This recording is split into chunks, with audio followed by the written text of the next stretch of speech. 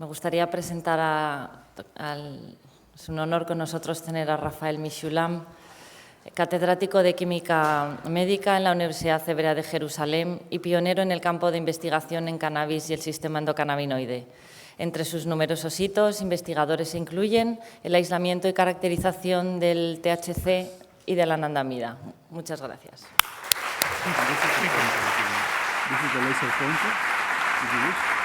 And this is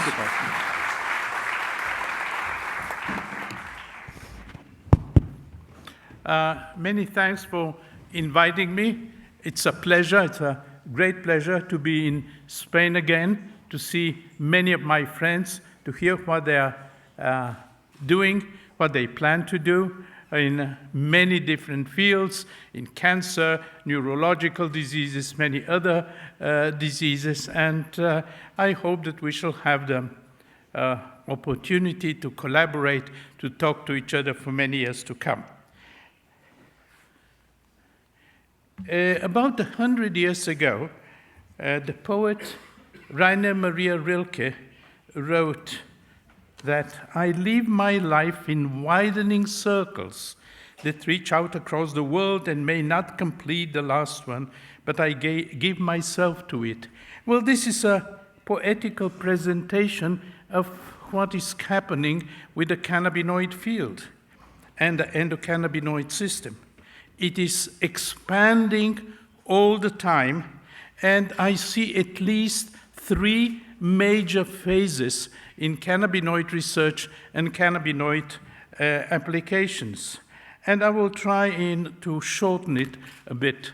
The first phase, of course, involves the old history and the original chemical investigations. The old history, in my area of the world, in Assyria, it was used, and many other places as well, in exactly the same areas that is being used today. It was used as the drug that takes away the mind. They called it ganzi gunu. It was used apparently in neurological diseases, and it may have been used in religious rites. Then if we jump ahead 3,000 years, we see that Queen Victoria in England was being imported cannabis from India to treat her migraine. But surprisingly, although morphine had been isolated from opium, the beginning of the 19th century, and cocaine had been isolated from coca leaves in the middle of the 19th century, the chemistry of cannabis was not well known. Now, this is not an academic, purely theoretical thing. As long as the chemistry is unknown, it's impossible to do pharmacology, it's impossible to do clinical trials, it's impossible to do reasonable clinical applications. So in the many years ago, in the 60s, we tried to see what's in cannabis, and there had been previous work, but because of technical problems, it had never gone ahead. And we found about 10 different compounds which were looked into animals, in mice, and then in monkeys. And we found that only one compound, and I'm giving the structures here, but those of you who have forgotten your chemistry, I hope you'll be able to follow my presentations without the formulas. We found that only one compound out of the 10 compounds that were isolated, or 12 compounds, only one compound affected the monkeys. It caused them to be less active, not very aggressive, and so on. The 2 main compounds were, as you just heard, the THC, tetrahydrocannabinol, and cannabidiol, but only tetrahydrocannabinol caused the psychoactivity, although the cannabidiol seemed to affect a little bit the activity of THC, but it has its own effects. And I will say a few words beginning on cannabidiol. In about 30 years ago, after we had isolated cannabidiol and purified it and approved its structure, we had done, together with many colleagues in Sao Paulo, in Brazil, work on epilepsy. And we saw that in epileptic trials in mice, this compound was very effective. And then after some toxicology, we went ahead and did a double-blind clinical trial. We had about 15 patients. We took 8 patients who were the controls. They didn't get a cannabidiol, they get only the solvent. And the other 8 patients got the material. And out of these 8 patients, 4 had no more seizures. Now, these were patients that were not being helped anymore, adult patients, not children. 4 didn't have any attacks, 3 had very few attacks, and only 1 was not helped. And the controls continued as before. So we published that, and that was 35 years ago. And we thought that, well, now that we have shown that it acts, it will be used. Nothing happened. Nothing was changed in the treatment of epilepsy. Children, and unfortunately there are epileptic children that really suffer and their families suffer, nothing happened. And only in the last 5 years, or 6 or 7 years, people in Colorado, in the US, found that, well, maybe there is something in that paper, maybe cannabidiol is useful, and they rushed into one of the states where it's legal and started giving cannabis with high levels of cannabidiol, and it has been very successful. About 60% of these epileptic children have much less, or sometimes never, have any epileptic attacks. Now in Israel it is an approved drug, and children with epilepsy can get cannabidiol-rich cannabis, and it has been pretty successful, though we have our own problems. Now, this was epilepsy. Again, for 30 years, nothing happened. We could have helped thousands of children. Nothing happened until recently. Well, there is another disease that we have shown recently that cannabidiol helps, and in this case, we also gave pure cannabidiol, and this is graft versus host disease. Many of you know that in certain cancer situations, one has to exchange the bone marrow, either by the bone marrow of a close relative or sometimes from somebody else. And unfortunately, this exchange of bone marrow, which is very important for these cancer patients, is not a pleasant situation because the body attacks the bone marrow. It's an autoimmune disease. The body attacks the new bone marrow, and the bone marrow attacks the body, and the patient is in a very bad shape. Well, together with Dr. Yeshurun in one of the hospitals, we tried giving high levels of cannabidiol because we knew that cannabidiol, from quite a lot of work on mice and some work in humans, we knew that it's an autoimmune drug. It prevents the attack of the body on the new substance which has been given. And we started giving cannabidiol, very high doses, 300 milligrams a day, for a long period of time. And these patients were watched then for many, many months. And we found that, and Dr. Yeshurun found, it's a clinical work, and I'm not a clinician, of course, that in the relatively easy cases, and they're called 2 to 4 grade, we had only 12% of this disease in a really hard form, while in those patients that didn't get it, about 50% had the disease. And in the very serious disease, when even some people could die, and previously it was about 10% of these patients, now it went down to 5%. Well, to the best of my knowledge, nobody is using this in the clinic, although the results were clear. Now it is being investigated in a few hundred patients, and I hope that there will be a paper within the next few months showing that this is a very valuable new drug. Just some work that was done in Germany. We had shown in South America that in one case of schizophrenia, high doses of cannabidiol are helpful.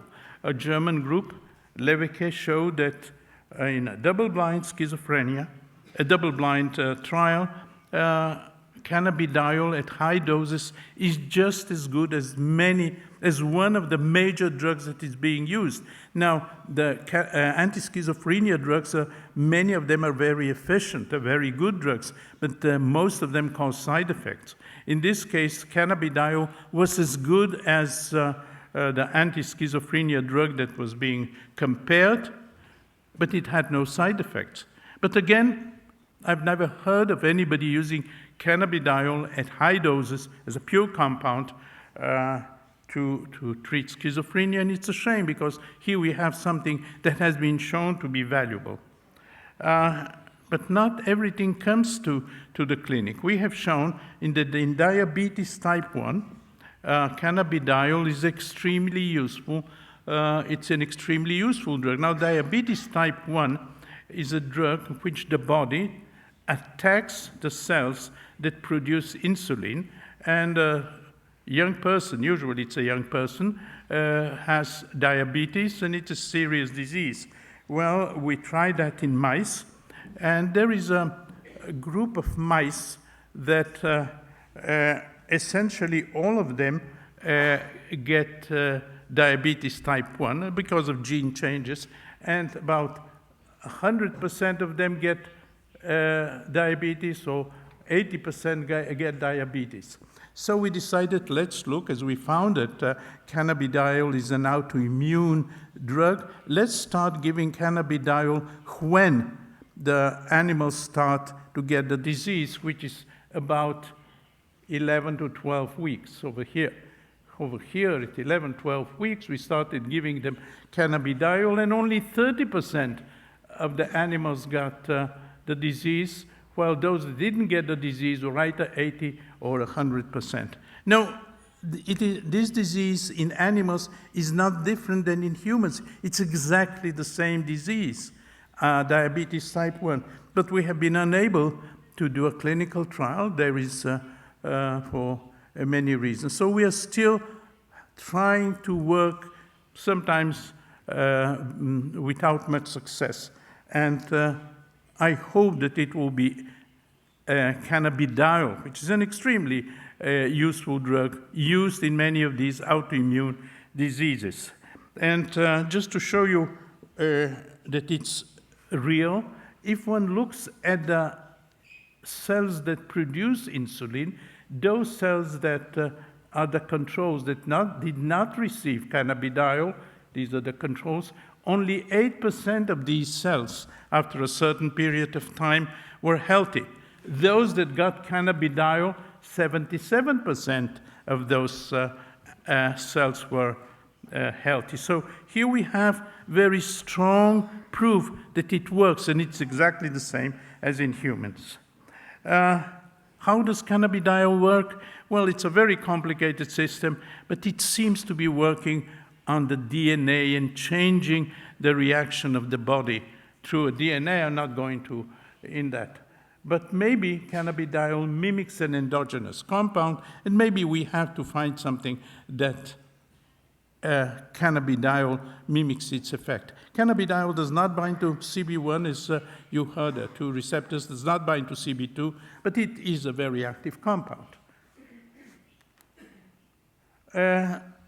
Yes, there was a question about synthetic compounds. Yes, in most of the drugs that you buy today are not the natural products on which they are based, but they are derivatives which are more potent or more active. And, for example, you cannot buy insulin, no such thing. Insulin you can buy, but you cannot buy, let's say, a penicillin. There are derivatives which are better. So we have been looking at cannabidiol-type compounds, and we have two types of compounds in which we have put fluorine here and another one, and we have put fluorine over there, here. And these compounds were investigated by a group in South America, and they were found to be 10 times more potent than cannabidiol and have the same non-toxic profile So I think that in the next 10, 15 years, possibly we shall have both cannabidiol, cannabis, and we shall have derivatives, and depending on the drug, depending on the disease, we shall have the opportunity to use either this or that. What about THC? Well, as you know, THC has its side effects. As a drug, it is not very useful because it causes the side effects, but it still is being used for several diseases and definitely prevents the side effects of cancer chemotherapy. We did a very large investigation in one of the hospitals, children that were getting cancer chemotherapy. Unfortunately, children also get cancer. We were able to stop completely all the side effects of the cancer chemotherapy. We gave THC 400 times, and a clinician, Dr. Abramov, the clinician who was in charge of this department and did this work, said she has never seen any drug to do that. So THC, not very high doses, given to children that get chemotherapy, most definitely completely stops the vomiting, that completely stops the side effects. It was mentioned about appetite and feeding, and it is also THC, or the cannabinoid system, is involved in the feeding of children to the mother. And we have seen that if we block the system, then the pups of mice, even they are next to the mothers, do not go and do not have the milk they need. We also showed in a clinical trial together with a psychiatrist that in post-trauma, THC given to post-trauma patients, and unfortunately there are a lot of post-trauma patients at different levels of disease. And the post-trauma patients, we had some of them were 2 or 3 were soldiers, 2 or 3 were women that had been raped, and 2 or 3 were in car accidents. And we saw that it was reasonably effective, especially in sleep. Many of these patients do not sleep well. They're afraid to go to sleep. They wake up in the middle of the night with whatever happened to them. We saw that this was very strongly positive, and it was very strongly positive in all those tests that psychiatrists do in the case of PTSD and post-trauma. I hope that it will be used more widely. Unfortunately, again, although it was published, it was a small clinical trial, it has not been repeated, it's not being used. I want to mention the entourage effect, which was briefly mentioned previously. THC alone, people do not like taking it. Most people, all patients, prefer to take cannabis with a high dose of THC or low dose of THC with quite a bit of cannabidiol, but they prefer to take the natural extract or the plant itself, the fruit, not the pure THC. And this is due to something that we call the entourage effect, the effect of quite a lot of compounds that are present in cannabis, terpenes, maybe flavonoids, that change to a certain extent the effect of THC and make it more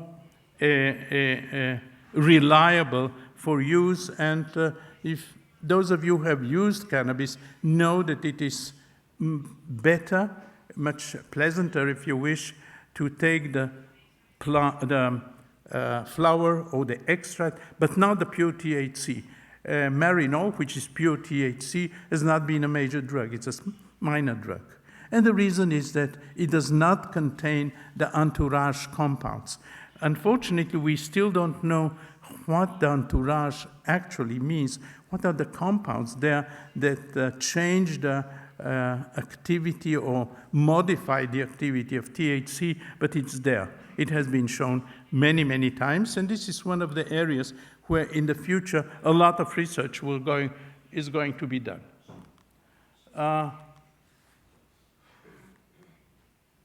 Well, as I said, there are 2 phases three phases of cannabinoids. The first was what I talked until now, the plant cannabinoids. The second phase was where we, over 20 years, since the 60s when we looked into chemistry, until the 80s very little was known about the mechanism. We knew how it works, the pharmacology and so on, but we knew very little about the mechanism.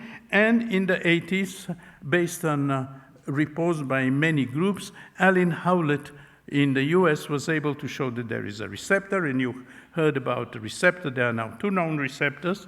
And receptors don't exist in our brain because there is a plant out there. Receptors exist in our body because we form compounds that activate them when needed. This is part of our mechanism of regulating our body reactions. So we went ahead looking for these compounds, and based on what Alan Howlett had shown, that they are present in exactly those places in the brain which are affected by THC, places called basal ganglion, cerebellum, and hippocampus. We looked at the brain of pigs to see whether we can isolate a compound which mimics THC, and it is very complicated. It involves a lot of work. You take a cannabinoid, in this case a synthetic cannabinoid, very, very potent. We bind to it a radioactive substance, and you take this compound and bind it to the receptor, and you see whether something that is formed in the brain can replace it. It's an equilibrium, can replace it, then we look for it. We worked very hard for several years, and we ultimately found two compounds. One of them we called anandamide, the second we called 2-AG, and this was published in 1992, almost 30 years after we had seen THC in the plant. Now, those of you who remember your chemistry will see that these compounds are completely different than THC. THC is the compound on the top, the anandamide and the 2-AG, the two compounds on the bottom, completely different. Apparently, they form something which is not so different, and they bind to the receptor, and they're more or less acting like THC. So THC, as was said before, mimics the activity of these two compounds. Now, you can see we discovered them in 1992 and later 1995, the second compound, so it's a long time. These compounds have been tested very widely in animals. There are thousands of papers on anandamide and a little bit less, but still thousands of papers on 2-AG. Yet these compounds have never been given to a human, never. Now, this is unbelievable. When insulin was discovered in the 20s, and it was known to be good for certain diseases, it was within 6 months it became a drug. Here we have two active compounds, which are known not to be toxic, which are known to have positive effects, and yet they have never been given to a human anywhere. Now, this is a shame, but administration, that's the way it works. Governments don't do that kind of work. Companies are not interested because they're natural products with no patents. So here we have something that may be of major importance in the clinic, yet it has never been tested. Well, nevertheless, there is a huge amount of interest in these compounds. The major journal, one of the major journals in the world, Nature, had 3 or 4 reviews recently on cannabinoids, and they put it on the front page. This is, as you can see, they draw a brain with cannabis growing out of the brain. Well, the reason for all this interest is because the endocannabinoid system is of extreme importance. As a matter of fact, researchers at NIH have written down, have published, and this is based on scientific evidence, that the endocannabinoid system, the endocannabinoid activity, may have therapeutic potential in almost all diseases affecting humans, and they give a long list with a lot of references. Now, there is no other system that we can say this about. I mean, there is no other system in which we can say in almost all diseases affecting humans. There are many reasons for that. One of the reasons is that the endocannabinoid system regulates many of the other systems. It has activities of its own, and it also regulates many of the other diseases. So we should be very careful. We should examine it in great detail, and that's why there have been thousands and thousands of papers on anandamide and 2-AG, the two compounds I showed you before, on the endocannabinoid system.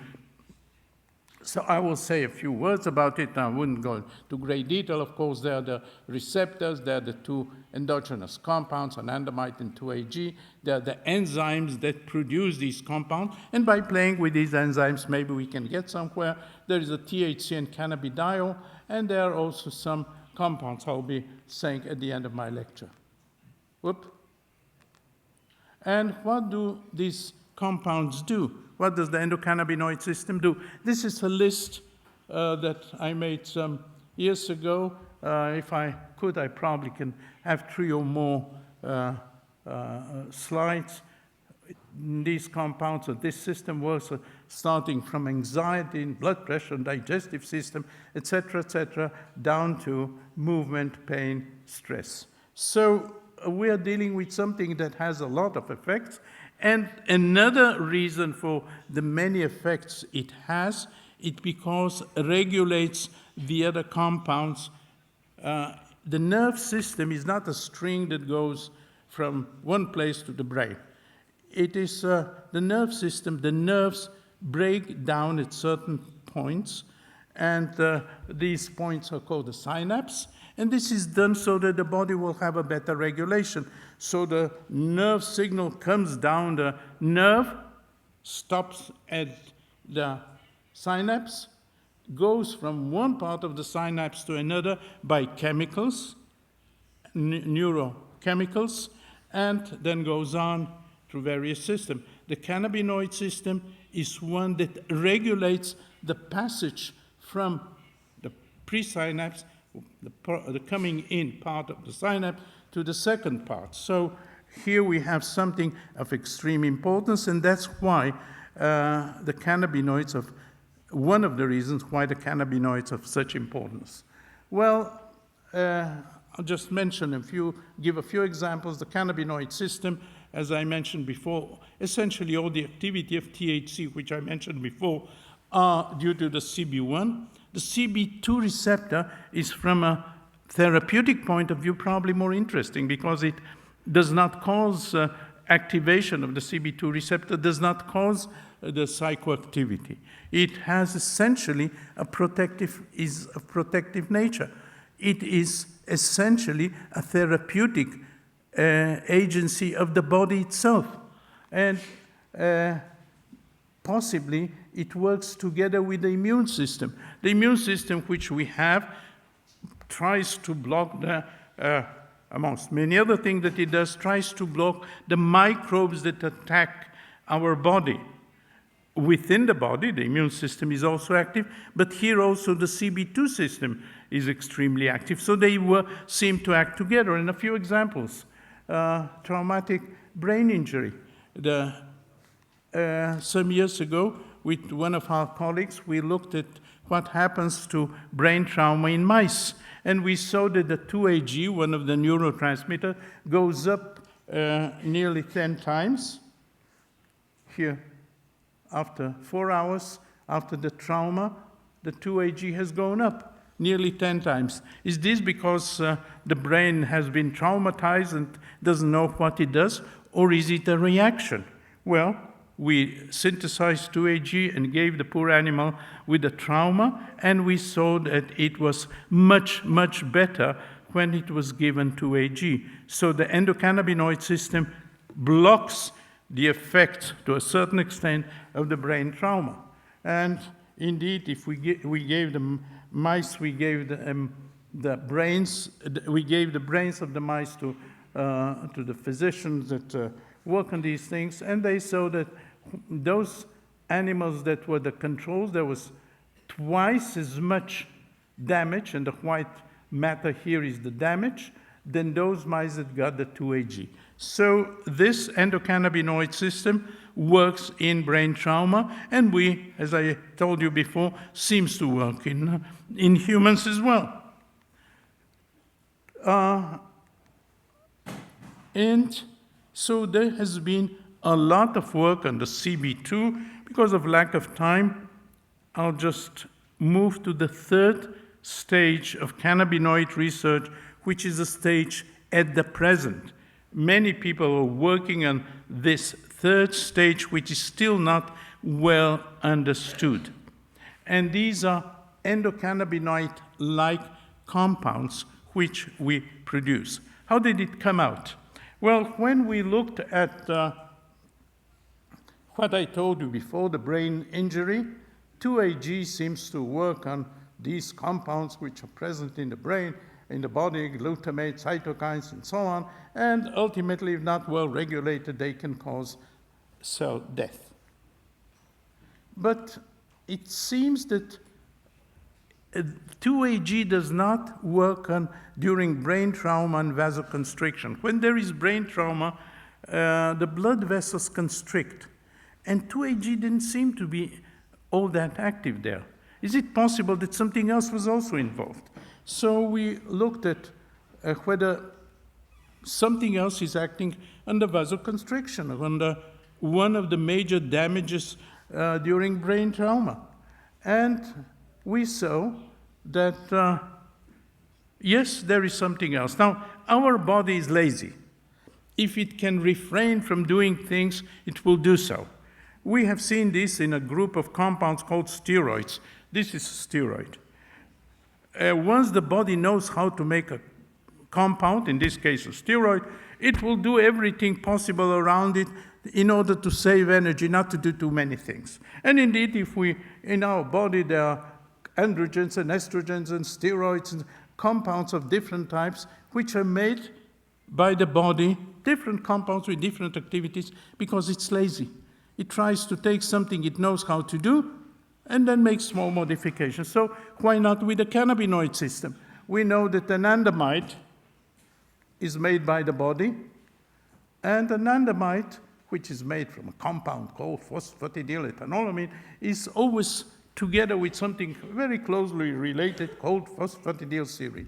So we thought, well, maybe the additional activity which we saw that is not done by the endogenous compound that we know is made by something else, by a derivative of anandamide. And we looked into there, we synthesized, we worked very hard, and indeed we found a compound which is being investigated very thoroughly, Arachidonic Serine, which is closely related to anandamide, and yes, it works in many respects like anandamide, but it doesn't bind to the receptor. So we said, okay, maybe we have many additional compounds, and we looked at the activities of these compounds, and although they don't bind to the receptor, their activity can be blocked by receptor antagonists. So things are becoming very complicated. We don't know what's going on, but we know that these compounds are active in neuroprotection. These compounds, for example, if you act on the brain trauma, they act, although they do not bind to the receptor, they act like the endogenous cannabinoids. And so we have here what I said, the third phase of cannabinoid research, compounds which are very closely related to anandamide, the THC-like compound in the brain, very closely related, but they do not bind to the receptor, yet they do more or less many of the things that are being done by the endogenous cannabinoids, and they seem to be somehow involved because we can affect their activity by antagonists. Becoming very complicated, but that's what we have. And I will end by mentioning something in the same area of research. We have been doing something which we thought is completely unrelated to cannabinoids. My lab works in different areas. We had read and learned that people in the Mediterranean region have less osteoporosis than people in, let's say, Norway. And the reason they thought was because of olive oil. So we said, okay, let's look at olive oil and see whether it affects osteoporosis, bone disease. Now, essentially all women have osteoporosis after the age of 50, with the change of the hormonal changes, but not all of them have serious osteoporosis. Some of them have more, some of them have less, and of course, men have osteoporosis. So we looked at what's going on. Is indeed olive oil active? We looked at the activity of olive oil, of oleic acid, which is the main constituent. It didn't work. We decided, well, maybe it's a metabolite. Maybe the oleic acid in the body is converted into something. So we looked there, and we found a compound which is closely related to anandamide, closely related to many of the other compounds found there, and it is a derivative of oleic acid. Oleic acid is a derivative of this compound, and we found that in bone, Untitled Serine helps osteoporosis. So it involved quite a lot of work, but we found that this compound blocks the activity of the enzymes that break down the bone and enhances the activity of those enzymes that build the bone. So it is very active probably in humans as well. So we took female mice, took out the hormonal system, and after a certain period of time, they developed osteoporosis. See, this is the bone going down from the green to the red. And at this point, after 42 days, we started giving them the Untitled Serine, and their bones started forming again. Here we have another compound which is anandamide related. This is the third phase, which is not very clear what's going on. But here we have a third compound that acts like anandamide, but it does not act on those things that we knew before. It acts on the bones. So we seem to have a whole group of compounds, there are several hundred of compounds of this type, which are anandamide-like, and they act on a huge number of diseases and they act as regulators of our body. So many people are working on this third phase of cannabinoids, and I will repeat. The first phase was the plant and the compounds in the plant. The second phase was the anandamide, the endogenous compounds that we have seen that bind to the receptor. And now we are, and many other groups are working there, we are in the third phase with a lot of compounds present in our body which act in different ways, not necessarily by binding to the cannabinoid receptor, but in other ways. So chances are that within a few years we shall have many drugs, cannabinoid-like drugs, if you wish to call them, and these compounds will be of extreme importance, and maybe, just maybe, they also have to do with our personality. There are so many compounds, they act on the central nervous system. Maybe they have something to do with our normal being, namely the different personalities. There are a few hundred people here, all of us are different, and the reason for that we don't know, but maybe this is one of the genetic reasons why we're different. There are so many anandamide-type compounds, and the differences between them, if you have 200 compounds, there are many differences possible, they determine parts of our personality. So I think I will stop there. Just mention one thing that came out 3 days ago. One of these endogenous-like compounds was shown by two groups that it helps with wound healing. Out of the blue, nobody thought it's in that direction. So we have all the times new things, particularly in this third stage. And to summarize, the endocannabinoids are involved in a large number of physiological processes, and THC mimics their activity.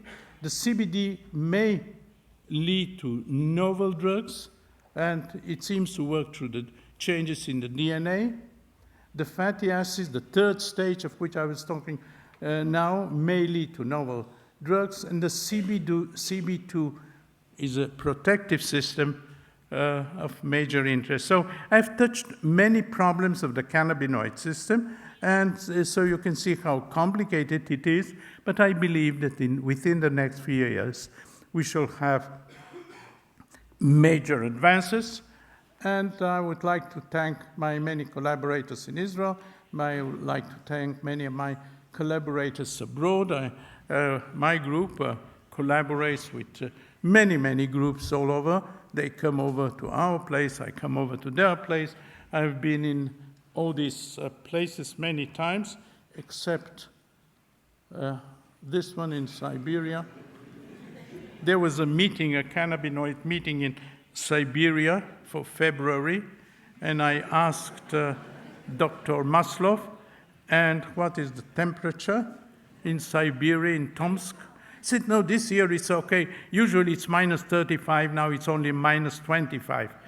So I said, thank you, and I thank you.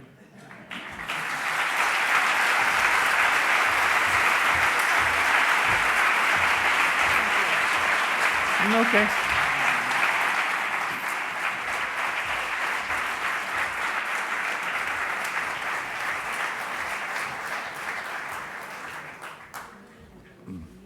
Okay.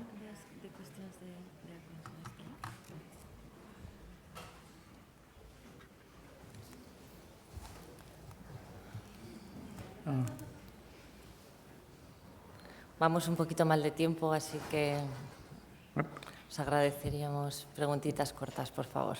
Now, how do I change that? Can you hear us? Number 2? ¿En qué canal está? Yes, please. Ok. Yes. ¿Sí? Can you repeat the question, please? Oh, okay. Okay.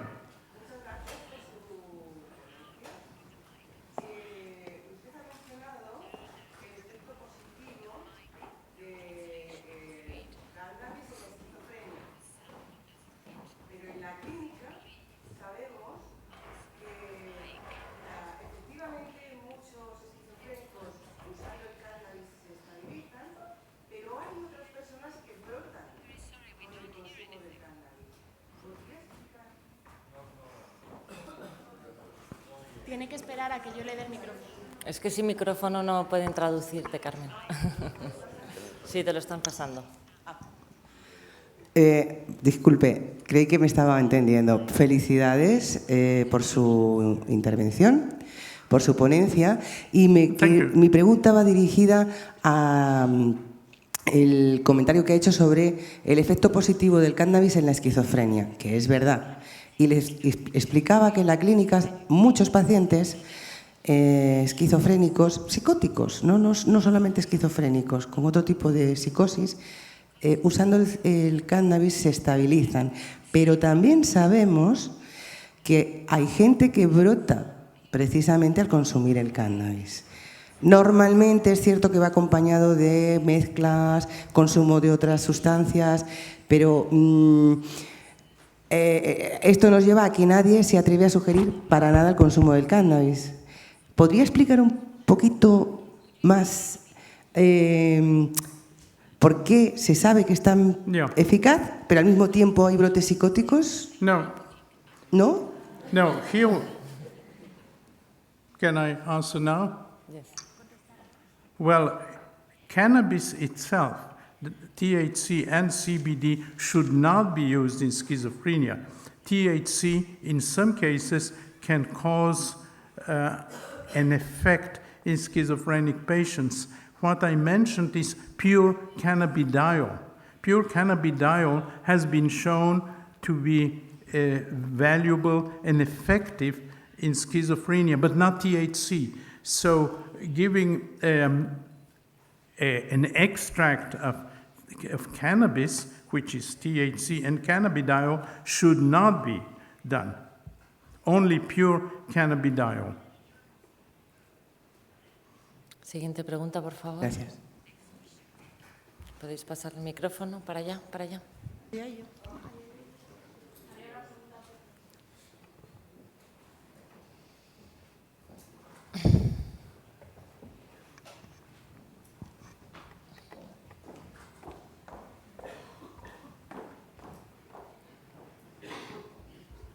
Hola, buenos días.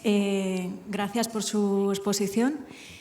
Yo me voy a centrar un poquito más en las razones por las cuales, si es bien sabido desde hace muchísimos años que en farmacología, que algunos de los efectos secundarios de medicamentos contra el dolor que se están empleando hoy en día, si es bien sabido que esos efectos secundarios son indeseables y a veces son inaguantables para los pacientes, ¿por qué hay esa resistencia tan fuerte todavía a hacer investigación, a hacer ensayos clínicos, a aceptar que esos efectos secundarios de fármacos que ya están en el mercado pueden ser tan o peores, tan grandes o peores o más fuertes o más inaguantables que los efectos secundarios que eventualmente puedan tener cannabinoides utilizados en terapia?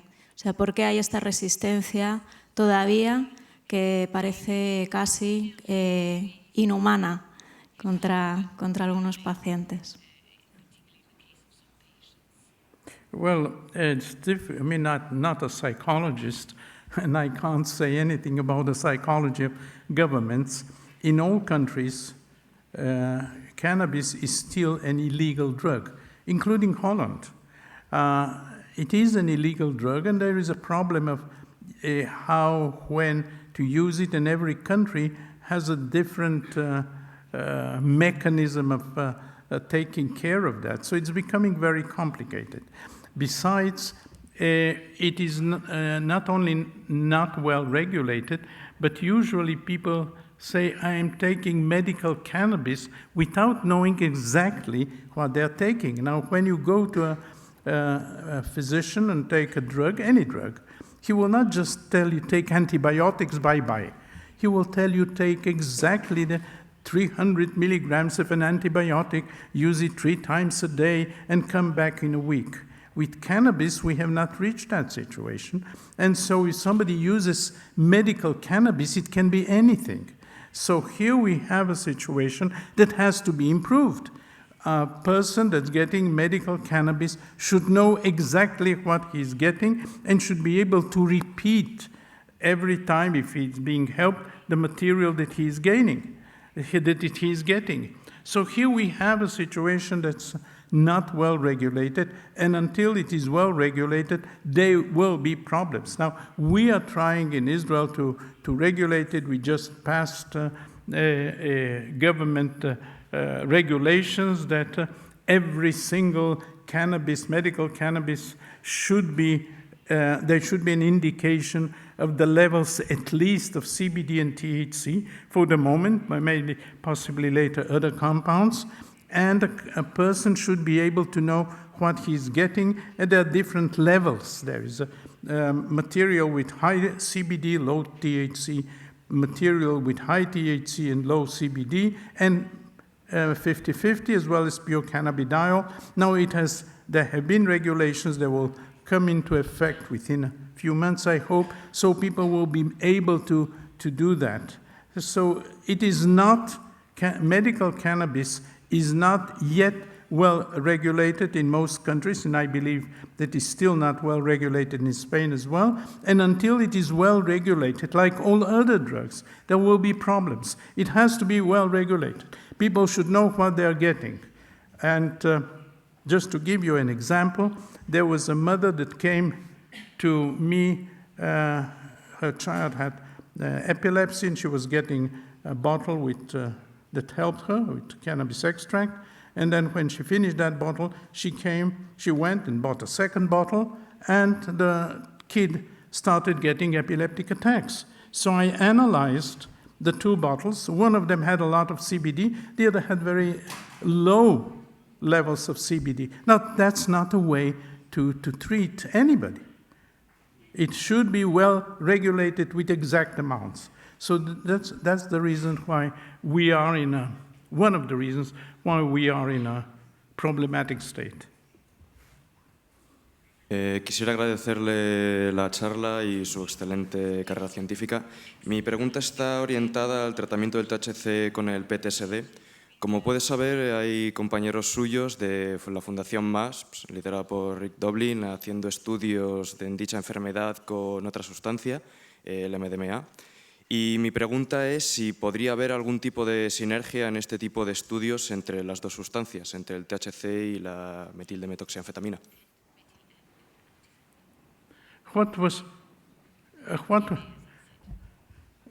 DMA?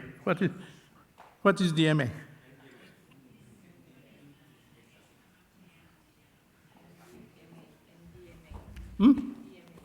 MDMA. Well, okay.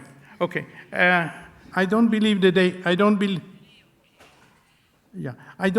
there have been any clinical trials on this aspect, and so it is very difficult. There have been very few well-regulated clinical trials, so I cannot comment.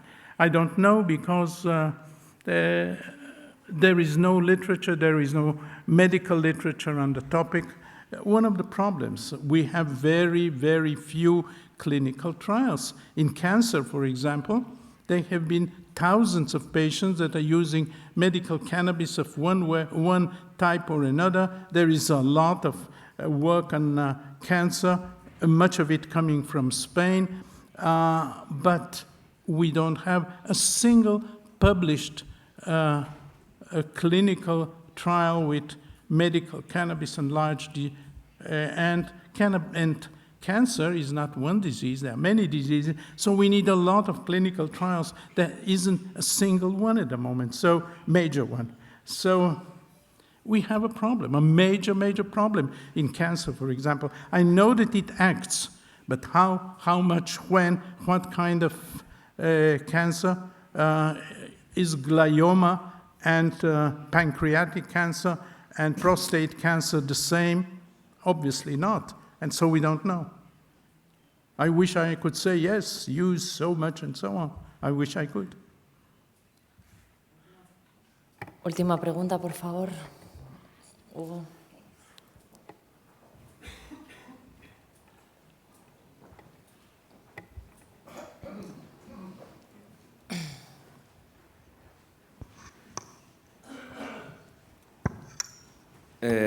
Bueno, aunque sea la última, me voy a permitir hacer dos, ya para acabar. No. Muy rapiditas. Vale, pues solo una. La primera es, habló del efecto entourage y todavía no hay efectivamente clinical trials sobre eso a fondo, pero mucha gente opina que los terpenoides y los flavonoides influyen en ese efecto entourage. ¿Y cuál es su opinión, aunque no haya estudios científicos sobre ellos? Y luego, si diera tiempo, me gustaría preguntar sobre qué opina de los extractos de CBD que vienen del cáñamo. Gracias. Well, the entourage effect, this is a term that we published about 10 years ago. As I said, there are no clinical trials. What I meant at that time is that we can take one, either cannabinoid or a terpene or a flavonoid, together with THC, and compare its activity to pure THC. We know that it is different. We know that from the reaction of the people that use cannabis. People that use cannabis say, all of them essentially, the mixture is better than the pure THC. And but what is in the mixture? What are the terpenes that are being involved? We know that there are many different types of terpenes, the different types of flavonoids. We should have more basic data there, and we don't. So at the moment, we can just say the way it was done in the 19th century, if you wish, the mixture is better than the pure compound in this case. It's not satisfactory, but there we are. And that was the second question? About the CBD, about the CBD made with hemp instead of cannabis. Well, if we're dealing with pure CBD, and here apparently pure CBD can be used as a pure compound without the entourage, that's what it seems to be possible. There should be no difference if the CBD is exactly the same in the hemp, exactly the same as in other cannabis. It may be exactly the same if synthesized. As a chemist, a compound is a compound as long as it answers the questions of physical data, whether it's the molecular weight and breaking down in mass spectra. Whether these compounds are exactly the same, there should be no difference. But at the moment, cannabidiol is essentially not available, either as a synthetic compound, as a pure natural product. It's also essentially not available, which is a shame. Muy bien, gracias.